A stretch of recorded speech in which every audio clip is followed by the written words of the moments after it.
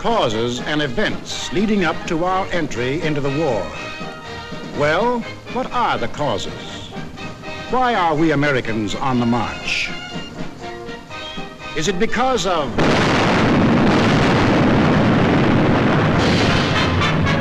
Pearl Harbor? Is that why we are fighting? Or is it because of Britain?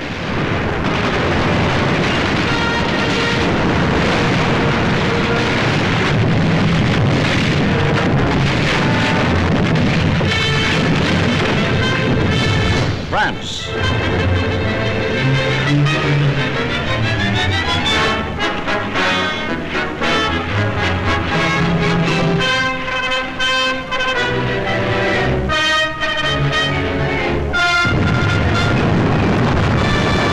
China.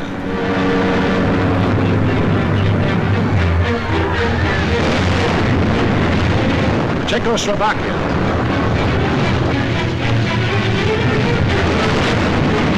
Norway.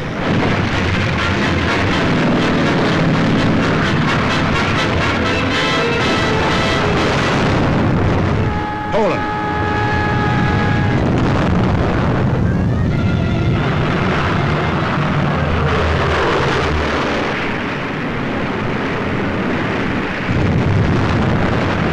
Holland. Greece.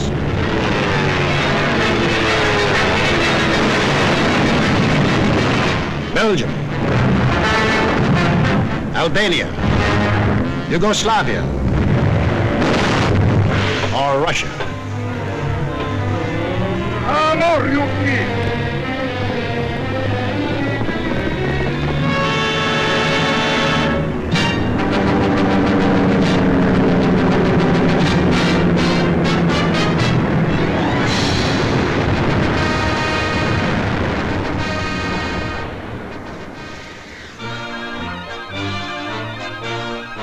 Just what was it made us change our way of living overnight?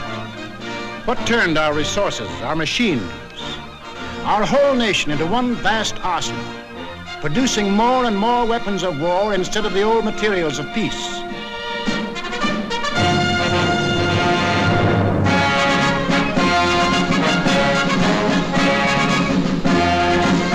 What put us into uniform, ready to engage the enemy on every continent and every ocean?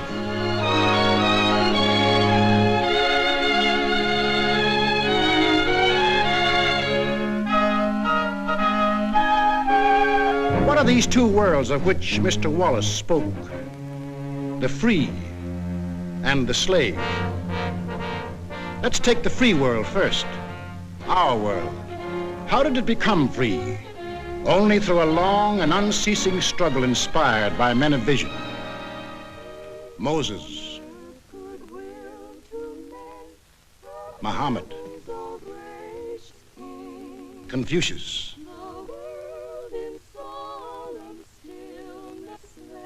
Christ. All believed that in the sight of God, all men were created equal. And from that there developed a spirit among men and nations, which is best expressed in our own Declaration of Freedom. We hold these truths to be self-evident, that all men are created equal. It is the cornerstone upon which our nation was built, and the ideal of all the great liberators.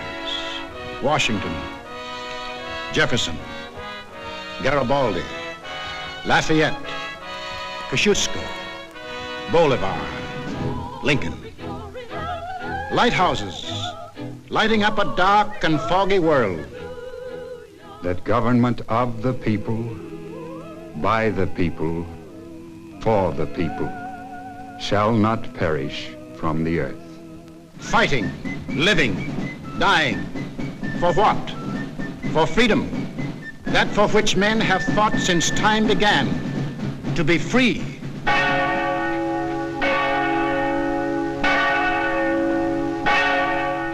Is life so dear or peace so sweet as to be purchased at the price of chains and slavery? Forbid it, Almighty God. I know not what course others may take, but as for me, Give me liberty, or give me death. But what of this other world? Here, men insisted that progress lay in killing freedom. Here, they were putting out the lighthouses, one by one.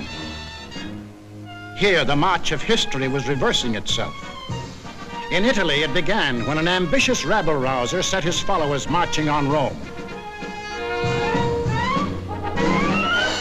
The country, like every other country after the last war, was torn by political unrest, hard times, unemployment. Two courses were available to the Italian people. They could solve their problems in a free, democratic way, or they could let someone else do the solving for them.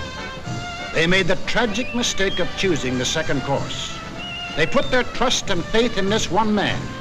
They believed he represented them. Actually, he planned to betray them for the selfish interests of himself and the group back of him, just as he had earlier betrayed those who first supported him. In Germany, another and even more forceful demagogue set his followers marching from the Munich beer halls. He too had the sinister opportunity to take advantage of post-war chaos.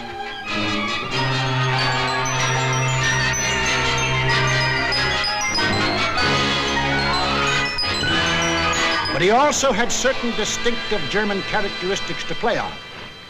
To start with, the Germans have an inborn national love of regimentation and harsh discipline. He could give them that.